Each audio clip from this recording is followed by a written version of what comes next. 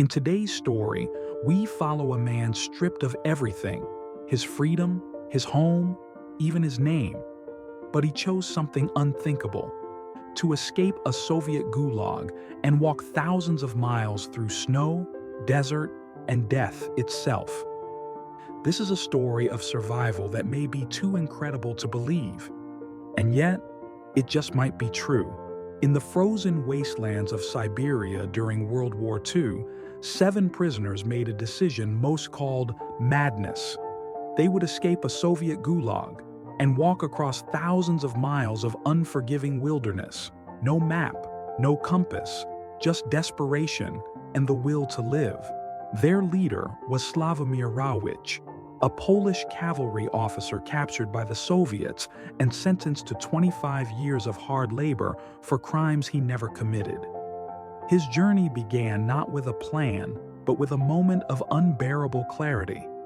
If he stayed, he would die. If he ran, he might die later, but at least it would be on his own terms. Under the cover of a blizzard, they slipped away, Rawicz and 6 others. One man wore homemade boots. Another had nothing but a blanket. They had no food, no winter gear, just each other and the belief that south, always south, was the way to freedom. They faced the Siberian taiga first, vast, snow-choked forests where wolves howled and the cold could stop your heart in minutes. Every step south took them deeper into hunger, frostbite, and exhaustion. They ate anything they could find: tree bark, roots, insects. One man died just days into the journey. They buried him under frozen earth and kept walking, too weak to mourn properly. They crossed rivers with ice so thin they had to crawl. One slip meant drowning in frozen water, and yet every mile meant one less between them and freedom. Days turned into weeks. Their bodies grew skeletal. Their clothes, already threadbare, offered no defense against Siberia's wrath. But still, they pressed on. Hunger gnawed at their minds, turning thoughts into hallucinations. Some saw cities in the trees. Others saw food in the snow. Crossing into Mongolia, the cold gave way to brutal deserts. The Gobi offered no kindness, just blistering winds, cracked earth, and sun that scorched their starved skin. They traded ice for sand, frostbite for heat stroke, one danger for another. They carried no map, no one to ask. They followed the sun, the stars, and sometimes pure guesswork. At night, they wrapped themselves in sand and rags to stay warm. In the day, they marched until they collapsed. One by one, they fell. Dysentery, sunstroke, infection. A young woman who had joined them, her name lost to history, collapsed and never got up again. They buried her under the sand, the wind already erasing the spot before they moved on. In China, they found scraps of civilization, villagers who gave them bowls of rice, bits of cloth, directions.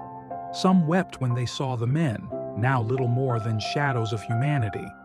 But they were still moving. Over a year after escaping, just 4 men remained. They had walked from Siberia through Mongolia, across the Gobi, and into British India, more than 4,000 miles on foot. They collapsed at the feet of British soldiers, too weak to speak. But they were alive. British soldiers couldn't believe what they were hearing. These half-dead, sunburnt men claimed to have walked from a Soviet prison camp in Siberia. It seemed impossible, but their scars, accents, and silence told a story no document ever could. Slavomir Rawicz told his story years later in a memoir called The Long Walk. Some believed him, others doubted it. But the raw power of the journey, of survival against nature, time, and death itself, was undeniable. Decades later, a journalist uncovered Soviet records confirming that Rawicz had, in fact, been released, not escaped. The truth seemed lost. But then, another man stepped forward. He claimed he had made the walk, and Rawicz had simply told his story first. The man's name was Witold Gliński. He said he was the real escapee and that Rawicz had stolen the tale. His version matched in stunning detail, but his records were also incomplete. It became one of the greatest survival mysteries never truly solved. Was it Rawicz? Gliński? Someone else entirely? What matters most is that someone did it. Someone survived the Gulag, crossed the desert, defied death, and lived to tell a story too incredible to ignore. Thousands died in the gulags, but one, maybe more, chose the impossible road. They didn't just walk out of Siberia, they walked into history, even if the world would argue over their footprints forever. We live in an age of comfort, where a dead phone battery can feel like a crisis. But once, not long ago, men braved snowstorms barefoot. They drank from poisoned rivers. They buried their friends in silence and walked on anyway. They didn't ask for medals. They didn't write themselves into textbooks. But somewhere, maybe in Siberia or the Mongolian desert, their footprints are still there, buried under decades of snow and sand. The long walk is not just about distance. It's about the line between despair and determination. When everything is taken from you, your country, your freedom, your strength, what do you have left? Only your choice to keep going.